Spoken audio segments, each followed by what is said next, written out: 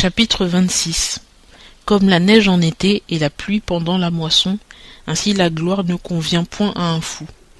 Comme l'oiseau s'enfuit et comme l'hirondelle s'envole, ainsi la malédiction non méritée n'atteindra point. Le fouet est pour le cheval, le mors pour l'âne et la verge pour le dos des insensés. Ne réponds point au fou selon sa folie, de peur que tu ne lui ressembles toi-même. Réponds au fou selon sa folie, de peur qu'il ne s'imagine qu'il est sage. Celui qui envoie des messages par un fou se coupe les pieds et boit la peine du tort qu'il se fait. Comme les jambes de l'impotent sont sans force, ainsi est une sentence dans la bouche d'un insensé. Faire honneur à un insensé, c'est mettre une pierre précieuse dans un monceau de pierres. Un discours sentencieux dans la bouche d'un insensé est comme une épine dans la main d'un homme ivre. Celui qui prend à son service les insensés et les premiers venus est comme un archer qui blesse tout le monde. Comme le chien retourne à ceux qui l'a vomi, ainsi l'insensé revient à sa folie.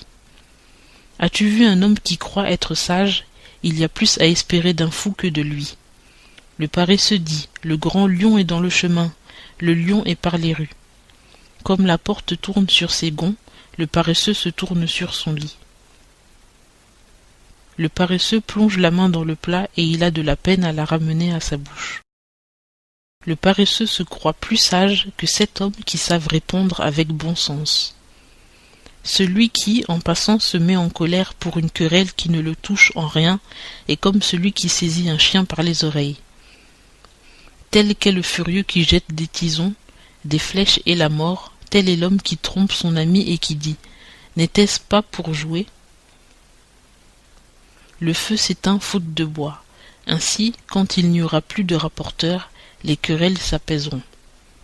Le charbon est pour faire de la braise, et le bois pour faire du feu, et l'homme querelleur pour exciter les querelles.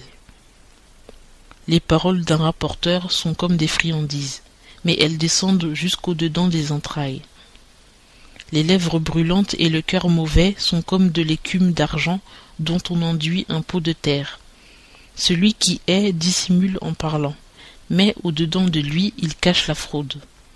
Quand il parlera gracieusement, ne le crois point, car il y a 7 abominations dans son cœur. La méchanceté de celui qui cache sa haine pour faire du mal se découvrira dans l'assemblée.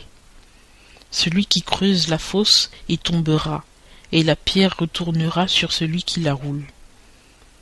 La langue fausse est celui qu'elle a abattu, et la bouche qui flatte fait tomber.